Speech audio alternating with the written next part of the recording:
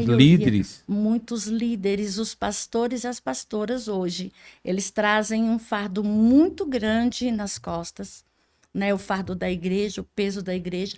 Muitos entendem que hoje mudou nosso campo espiritual da nossa nação, ele mudou.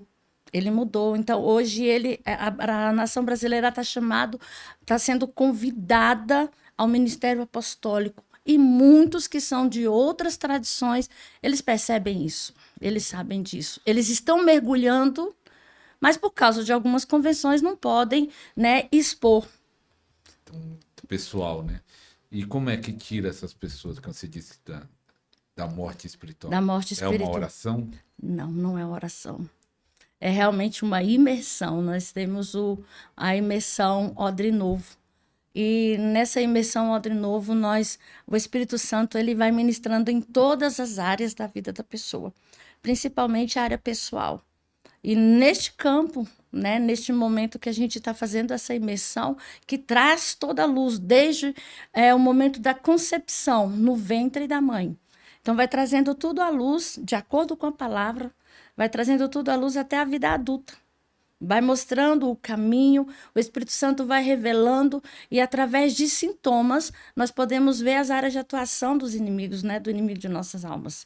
Nós podemos ver através do sintoma qual o tipo de raiz que está sendo ali, está crescendo ali na família. E através dessa cura, através dessa libertação que vem no líder, ele também é capaz de passar através desse conhecimento, através dessa libertação que ele viveu, ele pode passar para a igreja dele.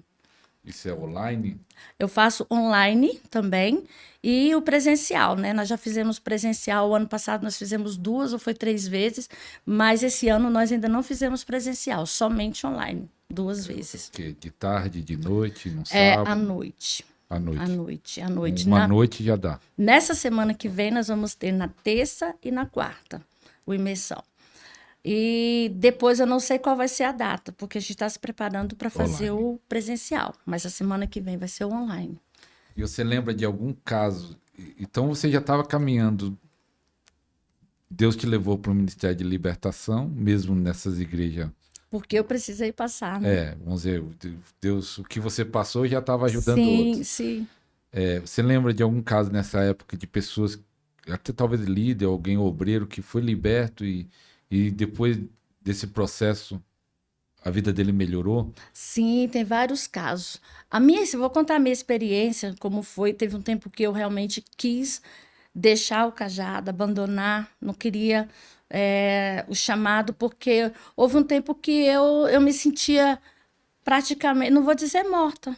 Quer dizer, eu estava morta, né? Por quê? Porque eu via coisas acontecendo e eu não podia me mover.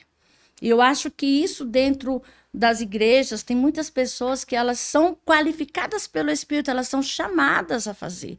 O Senhor derrama sobre pessoas unção que às vezes, né, os líderes não querem reconhecer, ou se reconhecem, eles têm medo da competitividade, infelizmente. Infelizmente tem. Então, quando eu comecei, eu me afastei um pouco, eu falei, eu vou para a igreja, já que não vou fazer nada mesmo, eu vou para a igreja só por ir. E nesse só por ir, eu fui deixando o cajado, a pessoa me chamava para orar, eu não queria mais. Mas você está diferente, eu fiquei realmente diferente. Como eu estava falando hoje para uma amiga, eu falei assim, eu zerei a vida.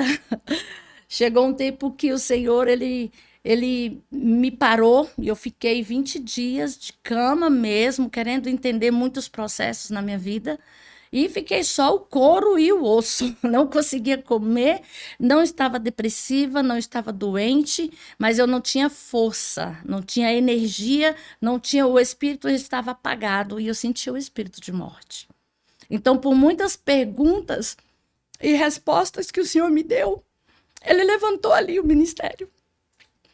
E ali, onde nasceu, foi aonde nasceu, surgiu o ministério de cura e de libertação. Porque todos os dias, dentro da palavra, o Senhor trazia uma resposta para mim e ele falava que seria não só para mim, mas seria para outras pessoas. E eu lembro que eu estava lendo um livro, Avivamento do Odre Novo. Meu Deus, que coisa linda, do Enan, do Hermínio, Conte. do Hermínio. Então, aquele livro me abriu os olhos. Eu falei, então, eu sou um odre novo. Eu sou um odre novo. E ali, pastor, foi quando os meus olhos se abriram. E uma amiga falou assim: tem o Comando Águia em Curitiba, lá é assim, assim, assado. E foi contando naquela empolgação. E eu falei: eu vou, eu vou. Não sabia de nada do que estava se passando, mas foi uma luta quando eu Você nem fui. sabia que derrubava todo mundo, não sabe, porque não Não, acontecia isso lá onde você estava. não, não, de jeito nenhum. Lá onde eu estava, na verdade, eu já estava mais fora do que dentro. E esses 20 dias que eu fiquei, o Senhor realmente não permitiu que ninguém fosse me visitar, ninguém fosse lá me ver. Mas ele levantou uma Débora, que eu chamo ela de Débora, que no último dia, quando ela falou, eu vou na tua casa, se não me engano, foi na segunda-feira. Eu vou na tua casa. Naquele dia o Senhor me colocou de pé, antes dela chegar. Eu orei um dia antes e eu vi o espírito de morte, ele saindo de mim. O frio da morte eu senti. Foi muito forte. E quando ela chegou, na segunda-feira que nós fomos orar, o lugar já estava diferente.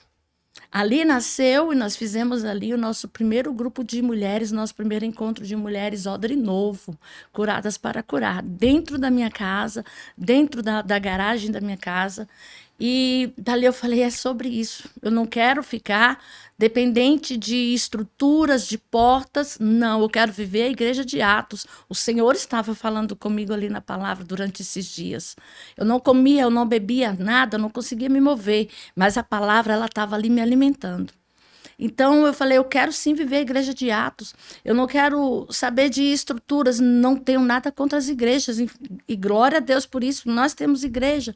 Mas eu não queria daquela. O que eu entendia era que eu não queria daquelas filosofias, daquelas estruturas que me prendessem e não pudessem me ajudar. Não era aquilo. Eu falei, que evangelho é esse onde um irmão ele está precisando de uma necessidade e eu preciso consultar para ver se é a liderança que vai ajudar ou tem outra pessoa capacitada? Não, não é esse evangelho que eu conheço. E quando eu fui então para o Comando Águia a primeira vez, eu falei, meu Deus. Eu fui entender que os anjos estavam comigo, eu não sabia. Eu fui, recebi ativação angelical, recebi penas, pó de ouro, e saí ativando um monte de gente, pó de ouro, pó Você de não se prata, assustou? pena. Não, não, não me assustei, não me assustei. E ali eu vi o diferente.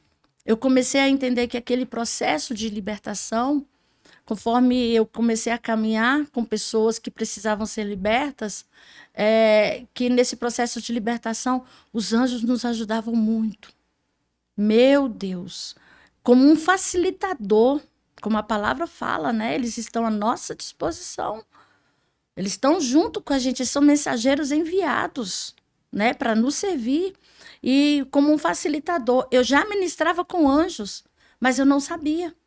As línguas, como eu falei, que eram diferentes, quando eu estava em guerra, quando eu estava em choro, eu sabia identificar, mas eu não sabia que tipo de língua. Eu questionava por que era diferente das outras que eu via, as outras tão iguais e a minha não.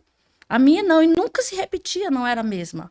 E dependendo do comando que era dado, eu sentia como se fosse até de uma outra nação. Eu falei, será que é coisa da minha cabeça? Será que eu estou fora? Então, essas perguntas, no meio que eu vivia, não tinha quem ensinasse. Então, quando eu fui para o Comando Águia, que fui ativada ali através do apóstolo Ronaldo Drogovic, sabe, da apóstola Nilcélia Rubatino, a primeira vez, então, que eu fui, eu falei, meu Deus, é sobre isso. É este rompimento que não olha as estruturas. A igreja que nós ministramos, a igreja que nós pregamos, é a igreja de Atos. Sabe, que não vai ver se precisa, se é necessário uma placa grande de uma denominação grande para haver cura e libertação. Não. É necessário que tenha um coração que queima por libertação e por cura. Que a unção que chega... A unção que chega até nós é a unção que a gente deseja, a gente reconhece isso, mas ela precisa queimar dentro da gente.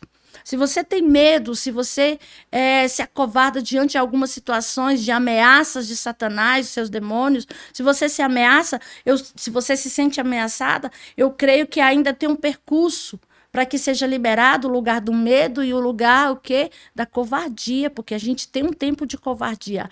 Ah, eu sei que é, mas eu não vou fazer. É o tempo da covardia. Então, lá no Comando Águia, eu falei, então tem um pessoal que é doido igual eu.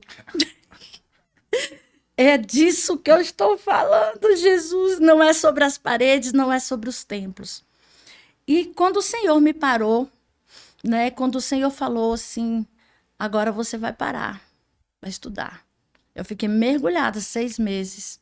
E quando o Senhor começou a trabalhar em mim o profético, ele foi colocando datas, assim como o apóstolo Davi Rebolo falou. Profecia tem que ter data. Ele falou esses dias. Foi. Então, eu entendi. Ele falou assim, 6 meses você vai mergulhar.